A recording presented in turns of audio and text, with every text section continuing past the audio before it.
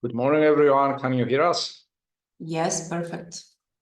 Okay, so the candidate will be with us in a minute, and when she comes, we can start, okay? Great. So I confirm that all members of the committee have joined. Professor Klumbide from Kaunas, Professor Byron Ioannou from the Department of Architecture, Professor Theodosiou from Aristotle University Civil Engineering Department, and Professor Petros Christou, also an internal member from our civil engineering department. So the candidate will be here in a minute, and then we can start. Thank you.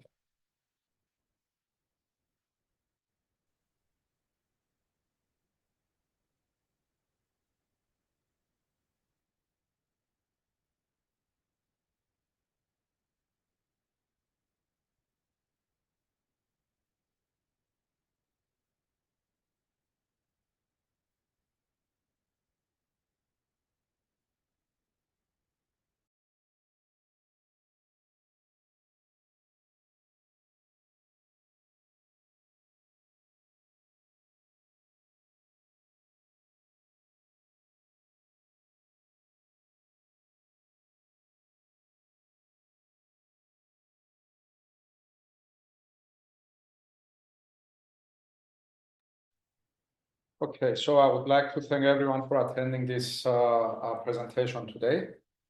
Today we have the honor and we are very glad to have Phoebe Zoe Georgali with us, our PhD candidate. Phoebe joined the Sustainable Energy Research Group in 2019 as a researcher. She has been with us for almost 6 years. All this time, her topics were mainly related to life cycle assessment. Phoebe joined the PhD program of Frederick University at fall semester 2021, if I remember well. And she has successfully delivered her thesis, which she will defend today. The topic of the thesis is concerns the comparative assessment of LCA for different European contexts. And Phoebe will have a presentation up to 40 minutes, and then the committee will have time to set their questions. Again, I would like to thank everyone for joining this committee, and Phoebe, the floor is yours. Thank you very much. Thank you for this journey, and we can begin. Good morning, everybody. Thank you for being here and joining, of course. My name is Phoebe Georgali, and today I will give an overview of my work and research concerning the sustainability assessment of whole building life cycles, a comparative study on European norms.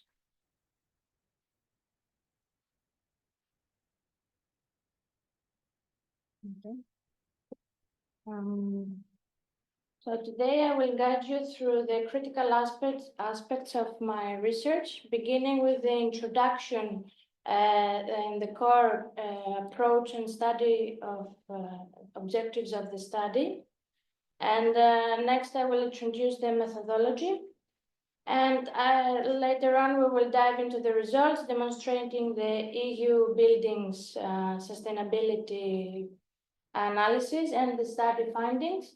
And finally, I will conclude with the research answers and the future work, which including how my work not only contributes to advancing sustainability in the built environment, but also how it lays the groundwork for future research in decarbonizing the construction sector. So let's begin.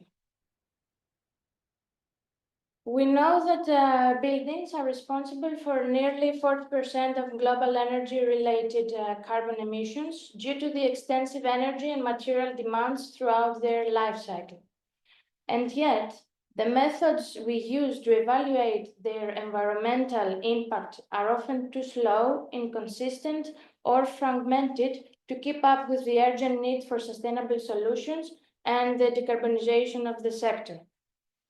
What if we could simplify and accelerate how we assess the environmental performance of buildings across entire regions and building types while maintaining accuracy and fostering actionable insights?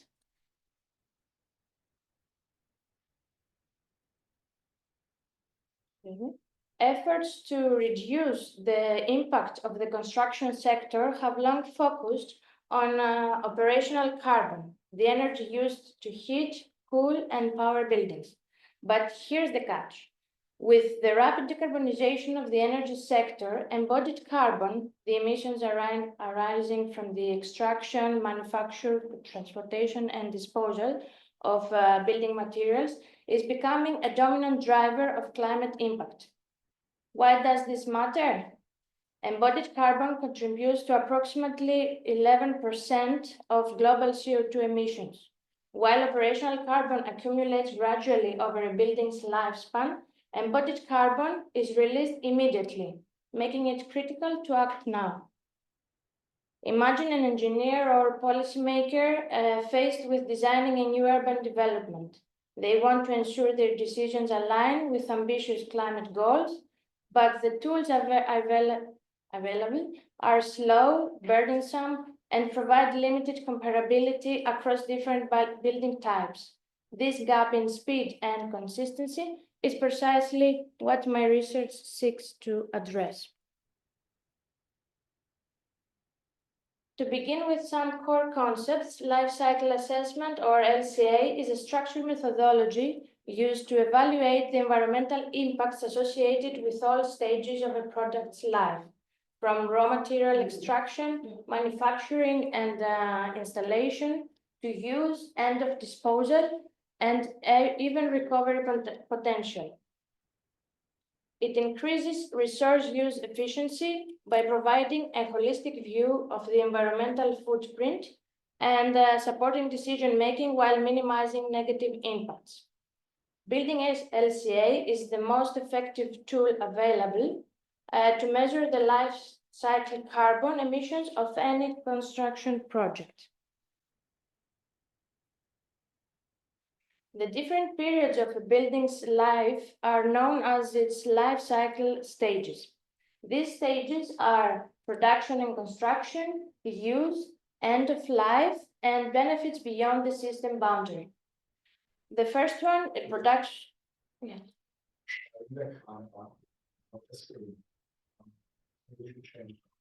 You see on the right, you're not showing your screen, or you're showing the room.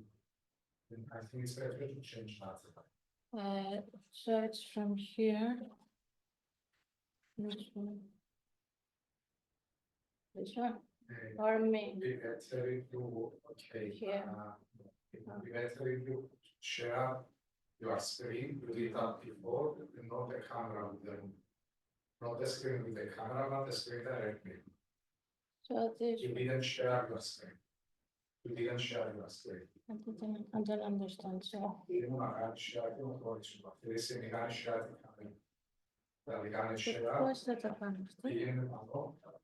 Sorry, just a second to change what you see and to share the screen rather than the camera of the room. Sorry, just a second.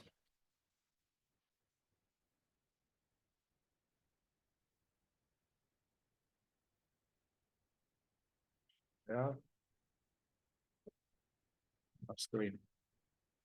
This one, yes.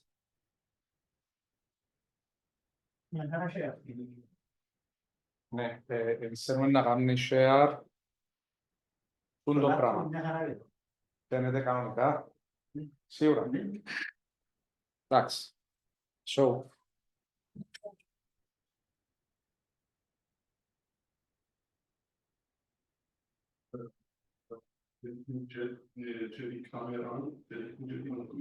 Okay, is it better now? Can you see the screen? We can see the screen while sharing the presentation, so it's okay. Okay, all right, okay. So Okay. continue like We that. can continue. Yes, yes. Change it to where it was.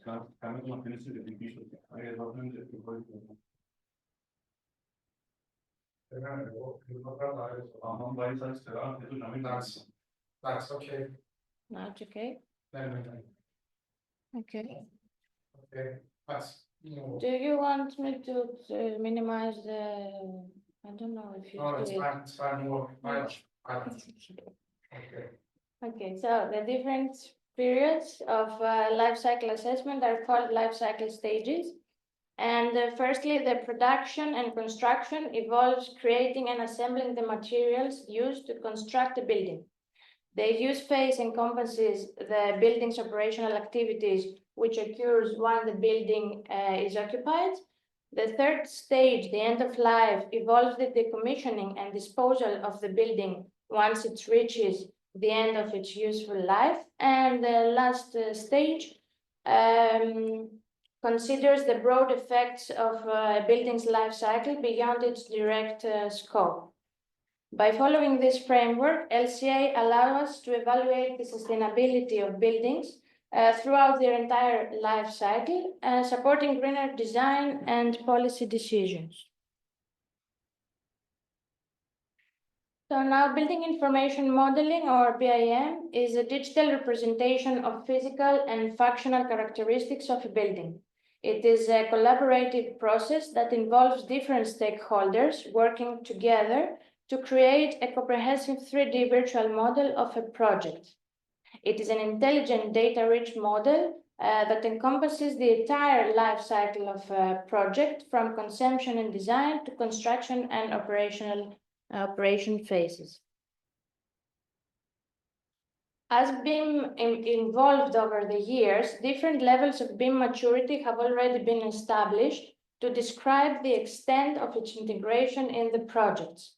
From basic computer-aided designs at level 0 with no collaboration, to level 1, which combines 2D and 3D models with limited collaboration, and from level 2, which links discipline-specific 3D models, enhancing coordination through a common data environment, to level 3. Okay. Which represents another. Okay. Level 3 represents fully integrated collaborative workflows. At higher levels, BIM enables real-time updates, precision, and lifecycle tracking, optimizing project efficiency. In the context of this study, BIM plays a critical role in enabling the digitization of building models for conducting lifecycle assessments efficiently and accurately, ultimately bridging the gap between digital technology and environmental sustainability. The BIM lifecycle comprises several stages, starting from conceptualization, where many plans and long-term decisions for the construction project are considered, to design and planning for smart, comprehensive, accurate, and flexible estimations, to construction, ensuring analogy between design and physical structure, to final operations and maintenance, helping to prevent and correct different maintenance issues and manage building assets. The Levels Framework is a European initiative designed to guide the construction industry toward sustainable practices. It focuses on assessing the environmental performance of buildings using a standardized set of criteria referred to as environmental impact indicators. Levels can be applied at each stage of a building's life cycle, setting objectives to the concept stage, assessing performance at design and construction, and following up after the completion of the project. Levels provides a set of indicators and common metrics for measuring the environmental performance of buildings along their life cycle. As well as environmental performance, it also enables other important related aspects of the performance of buildings to be assessed using indicators for materials, water, health and comfort, life cycle cost, and potential future risks to performance. An environmental product declaration, or EPD, is a standardized document that complies with environmental regulations and demonstrates in depth the environmental impact a product creates. EPDs are sometimes compared to nutritional labels for products, but instead of listing calories and ingredients, they are a key resource for conducting LCAs, offer reliable information on material emissions, energy use, water use, and other sustainability factors. They enable comparisons of the environmental impacts of different materials for products, helping to select the most sustainable option for buildings or infrastructure. In this study, EPDs were utilized to ensure that the assessments are grounded in credible, comparable data, supporting a more precise evaluation of environmental performance. Building on what has been discussed so far, the integration of BIM models into the LCA analysis provides precise and detailed results, enabling a comprehensive evaluation of materials, building elements, and their environmental performance. This approach ensures that the results are directly linked to the environmental impact indicators defined within the levels framework in compliance with the EN 15978 standard.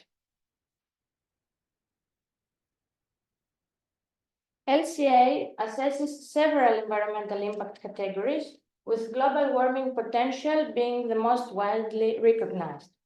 During LCA, emissions are converted into environmental impact potentials. The impacts are expressed in quantities that can cause environmental harm, such as greenhouse gas emissions, and are known as midpoint indicators. They do not represent the actual harm, for example, the rise of the sea level. The most used midpoint indicators for assessing environmental impact and research use are shown in this slide, and the selection of these indicators ensures a comprehensive assessment of environmental performance, providing actionable insights for sustainable design and construction practices. Moving forward, a key component of this research is the development of building stock clusters.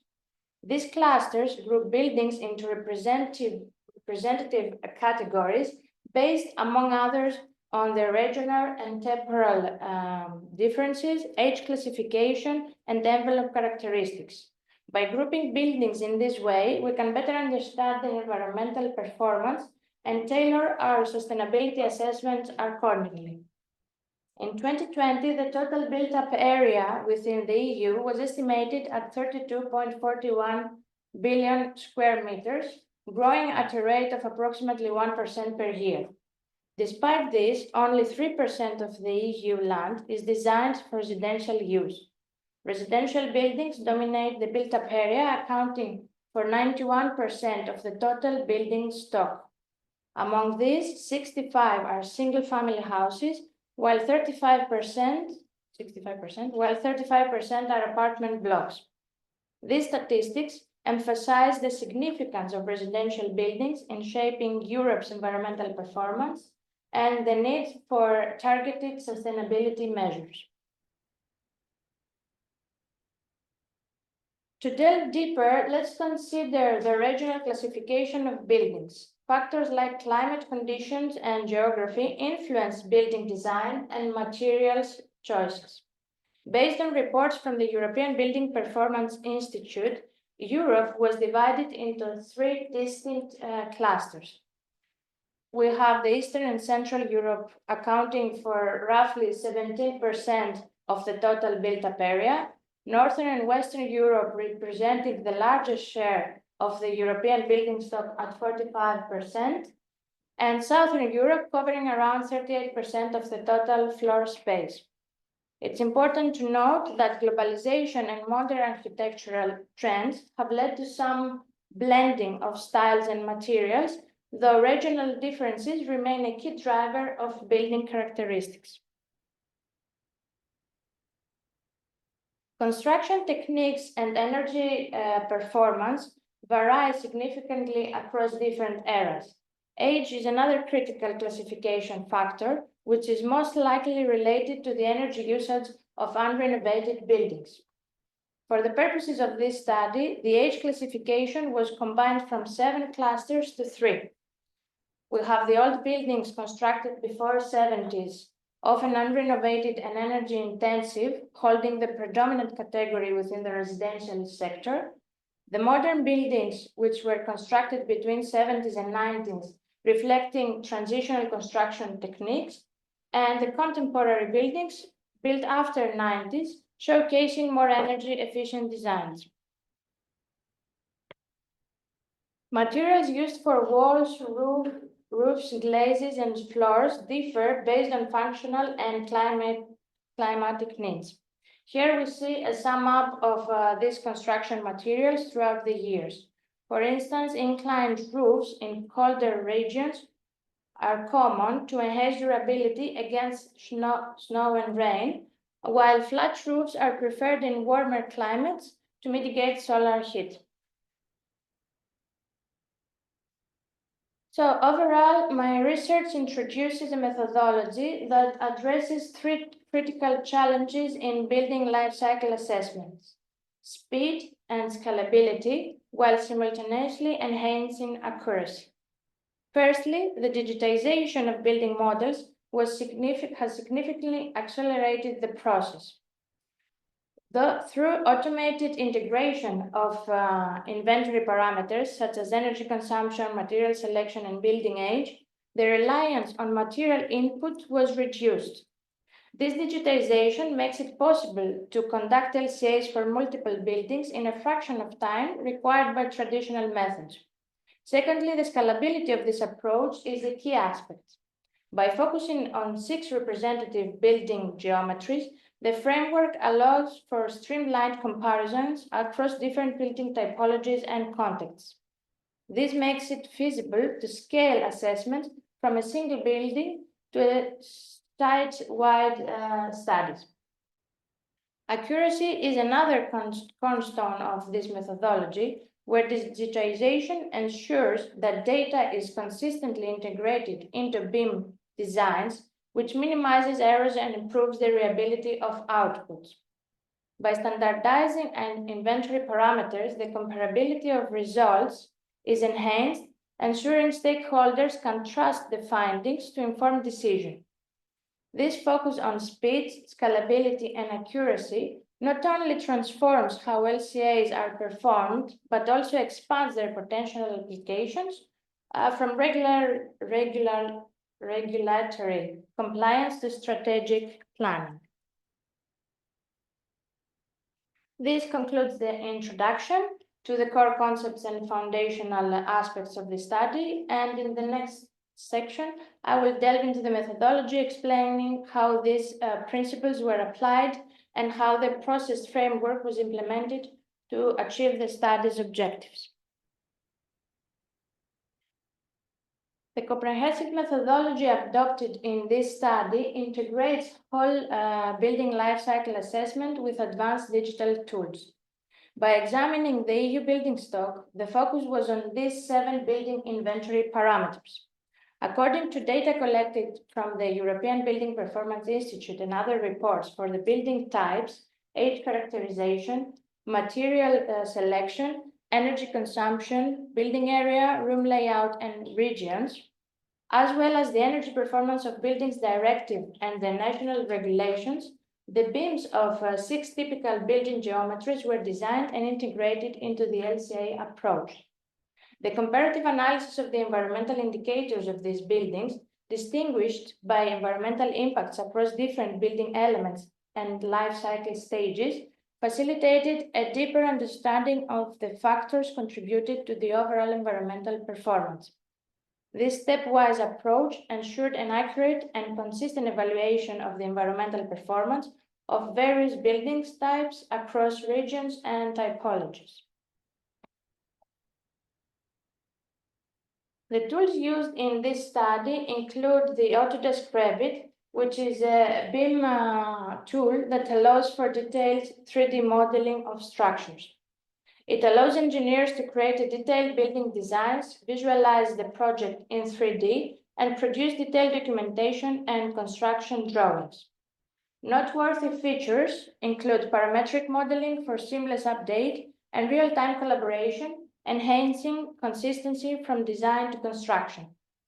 In this study, Revit was used to create accurate digital representations of the 6 building typologies, and these models included detailed material properties, structural elements, and architectural features, forming the foundation for the LCA analysis. When combined with one-click LCA, this workflow significantly reduced the time and effort required for the assessment.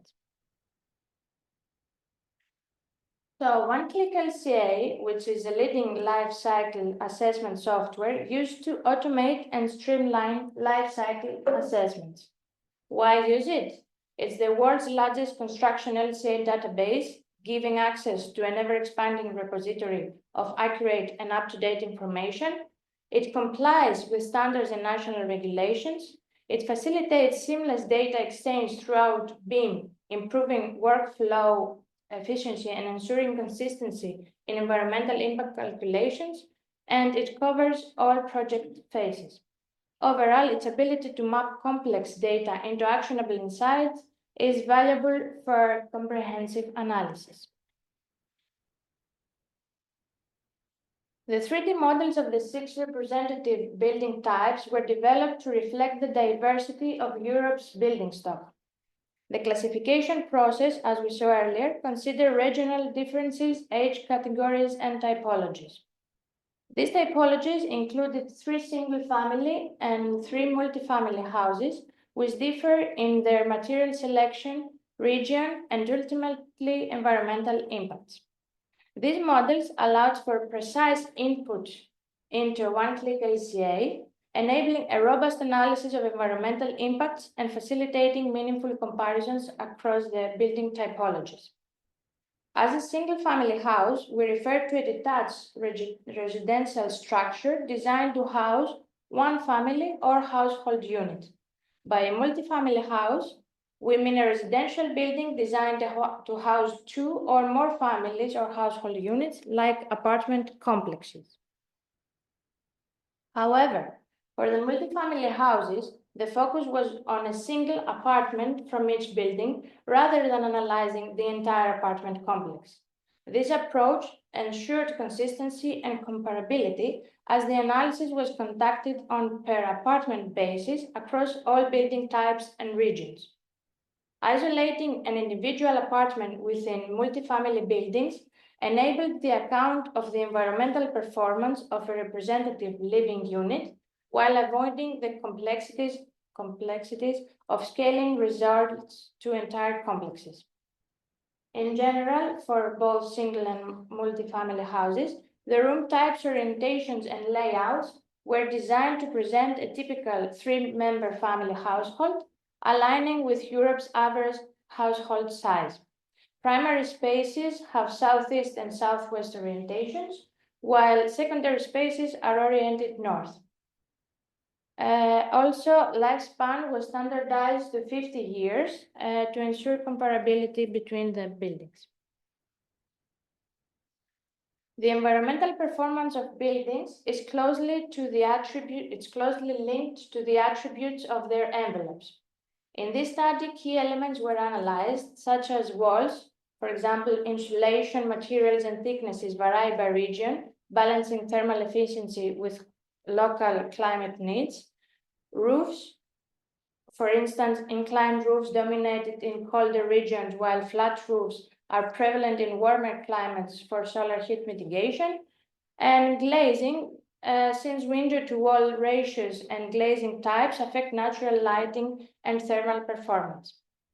Electricity was reported as overall electricity consumption, since average electricity is usually used in building design stage calculations. The environmental performance, In this slide, we can see the overall extracted material data in kilos per building for the walls, footings, coverings, roofs, doors, and windows, but let's see them in more detail. To begin this section, I would like to emphasize how the results of this study address the central goal of evaluating the environmental performance of representative building typologies. By analyzing key environmental indicators, we are better positioned to understand which building types, life cycle stages, and components contribute to the most environmental impacts. In this section, I will walk you through the findings of the study, starting with the radar diagrams that capture variations across indicators. Radar diagrams with logarithmic scale facilitated a clearer visual comparison for a broad range of environmental indicator values across different building components. The comparative analysis of environmental indicators was organized by life stages and building components, piles, frame, external walls, facade openings, roofs, wall and ceiling finishes for each of the 6 buildings studied.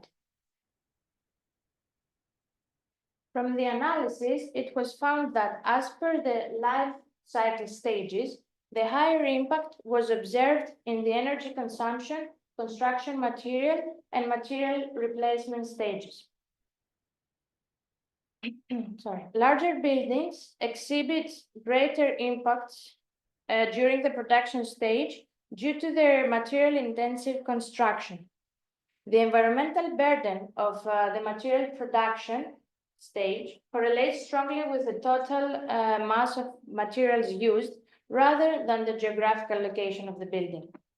The material replacement stage is influenced more by material selection than by the building's size or geographic cluster.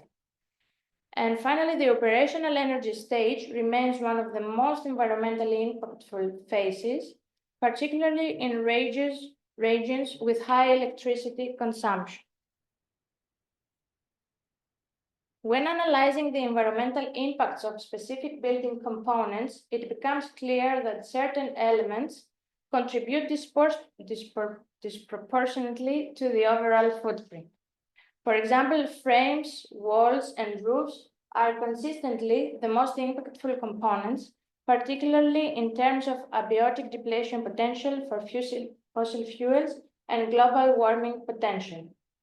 Concrete coverings in building envelopes, while less resource-intensive than foundations, contribute significantly to the overall environmental impact. Regional variations also emerge. For example, multifamily houses in Eastern and Central Europe display heightened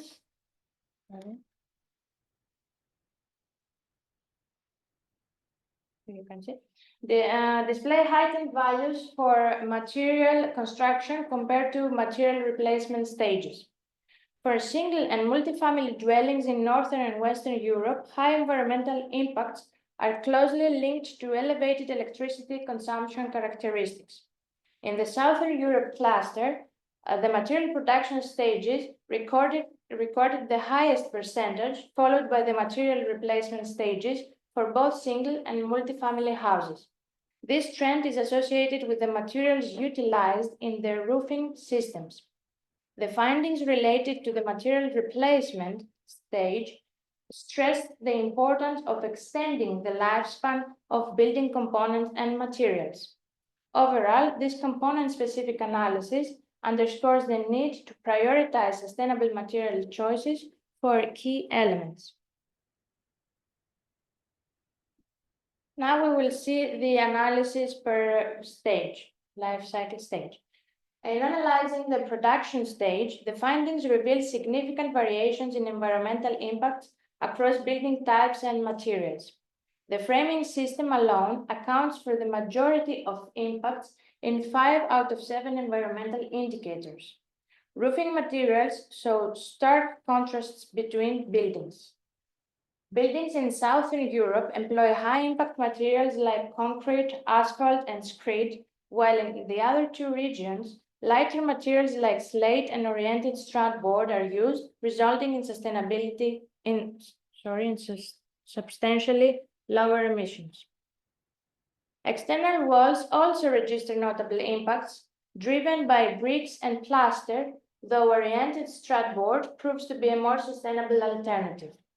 These results underscore the critical importance of material selection, particularly in framing and roofing systems, as they account for the largest environmental impacts in the production stage.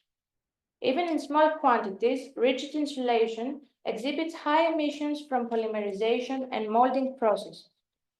The production of its raw materials involves industrial processes that present disposal challenges due to their persistence in landfills.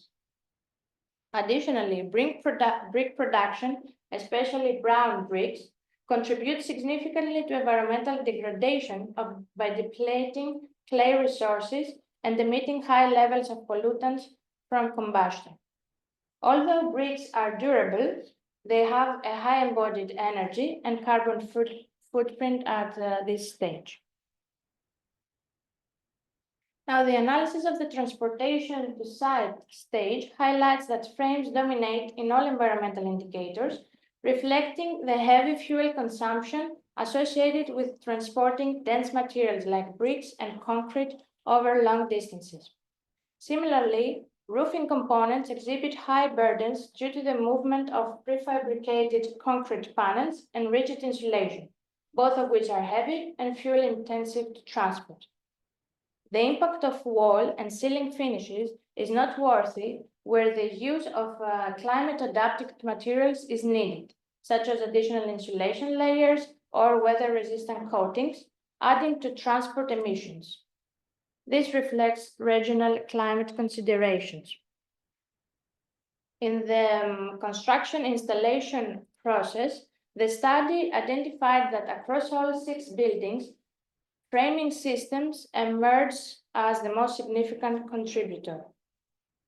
This is largely due to the energy-intensive processes involving fabricating and assembling high-mass structural components, as well as the extensive use of materials such as structural steel, metal fasteners, and mineral-intensive elements.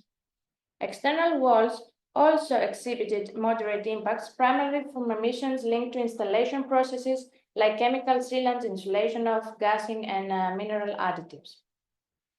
Roof systems, particularly in the Southern Europe cluster, further stood out, reflecting the complexity of materials such as bitumen, concrete, and brown bricks. These materials, while necessary for durability and performance, require significant energy inputs during manufacturing and installation, amplifying their environmental impact. In the material replacement and refurbishment stage, frames dominate in environmental impacts due to the energy-intensive nature of steel and concrete production. Roof replacement also showed substantial environmental values, largely due to the cement-intensive concrete production.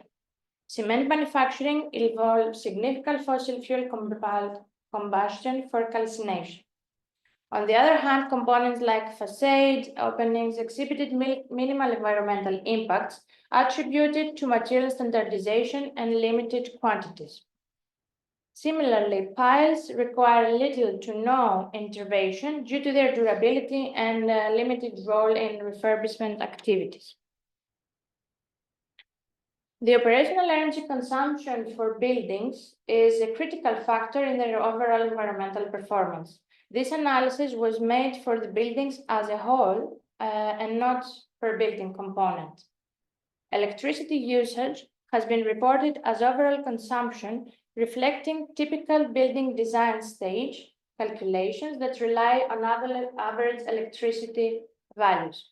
The analysis for the operational energy consumption stage indicated that single and multifamily houses located in Northern and Western Europe display the highest environmental impact across all indicators. This is consistent with the regional average electricity consumption, which is notably higher in this region. When focusing on individual impact indicators per building, abiotic depletion potential for fossil fuels and global warming potential exhibit the highest values across all buildings, reflecting the building's heavy reliance on non-renewable energy resources, particularly for heating purposes. The analysis of the transport to waste processing stage revealed that across all 6 buildings, the frame component consistently emerged as the most impactful. The uniformity of frame-related impacts across all buildings demonstrates their critical role in shaping the overall environmental footprint during this life stage. The transportation of heavy and bulky structural components, such as frame and roof components, over long distances requires additional fuel consumption, amplifying the environmental impact. Material composition and density play a pivotal role in this stage, and the findings underscore the importance of considering transportation logistics in life cycle assessments, especially for high-mass building elements. The analysis of the waste processing stage identified that frames consistently emerged as the most impactful component, contributed significantly to 6 out of 7 indicators. These impacts are largely attributed to the use of energy-intensive materials such as concrete, steel, and rigid insulation, which are common across all buildings. Frames not only require substantial non-renewable resources during production, but also release volatile organic compounds during crushing or shredding processes in waste facilities. Concrete contributes significantly to nitrogen oxide emissions, while insulation, despite its high thermal efficiency, exacerbates eutrophication impacts due to its production processes. External walls represent another substantial source of emissions driven by their size, material handling, and specific treatment requirements. These findings highlight the critical role of structural elements in shaping environmental impacts during the waste processing stage and underscore the importance of optimizing waste handling and material recovery processes. Lastly, the analysis of the disposal stage indicates significant resource depletion and carbon emissions tied to disposal processes. This stage uniquely highlights the challenges associated with disposing of external walls, primarily due to materials such as bricks, gypsum plaster, and rigid insulation. Bricks, for instance, are energy-intensive to produce and rely on fossil fuels, while gypsum plaster contributes to resource depletion through mineral extraction and fossil fuel use. Rigid insulation is difficult to recycle, exacerbating its environmental impact. Interestingly, flames and piles report zero emissions across all buildings, suggesting that these components either remain in situ indefinitely or avoid traditional disposal processes due to their durability and long-term design. Similarly, wall and ceiling finishes show minimal environmental impacts during decomposition or incineration, attributed to their lightweight nature and low carbon, low embodied energy.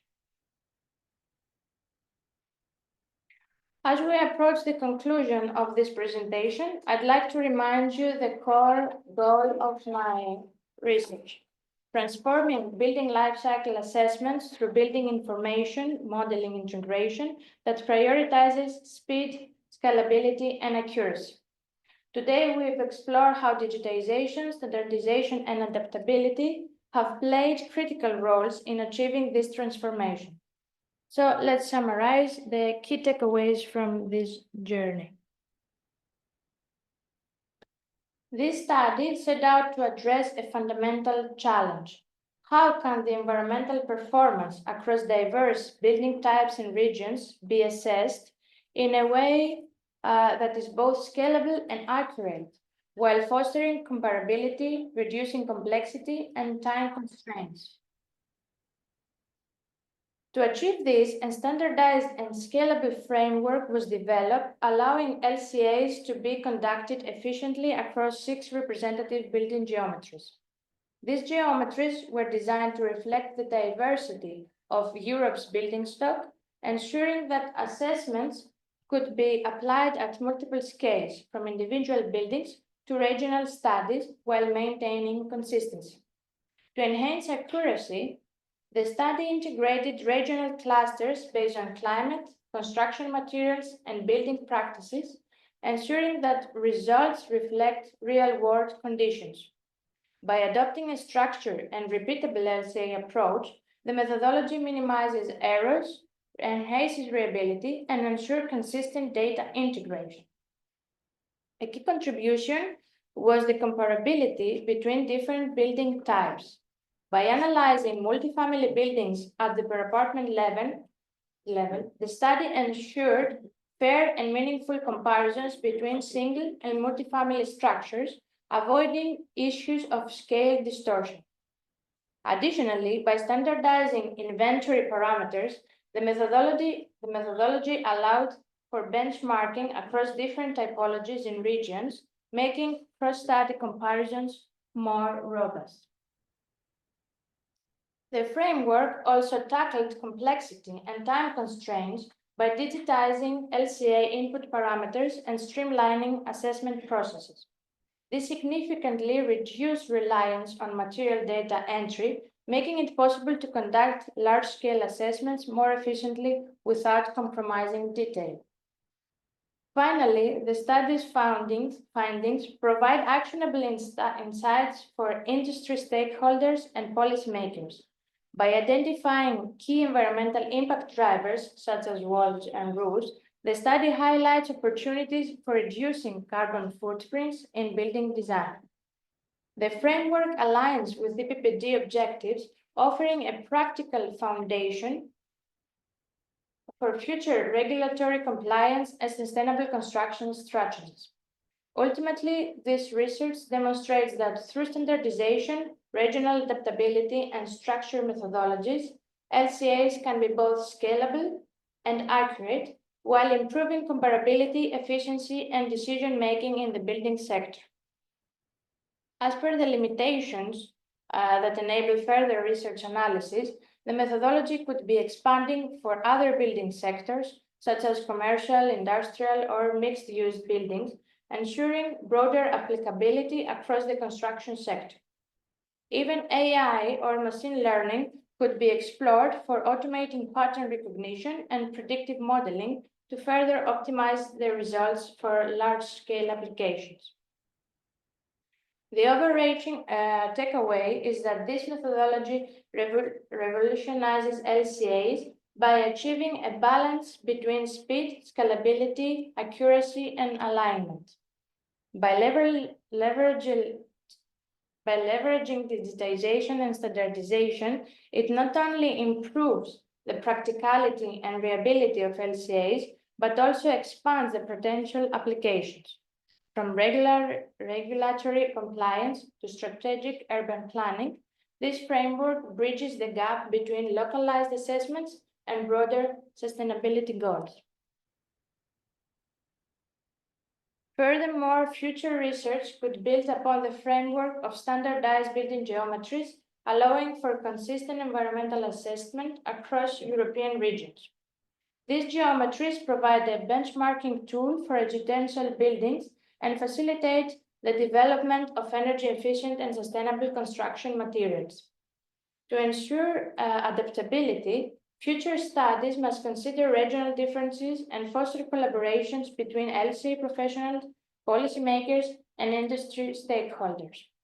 By advancing methodologies and promoting innovative practices, the research contributes to achieving EPPD energy efficiency objectives and supports the evolution of sustainable construction policies and standards.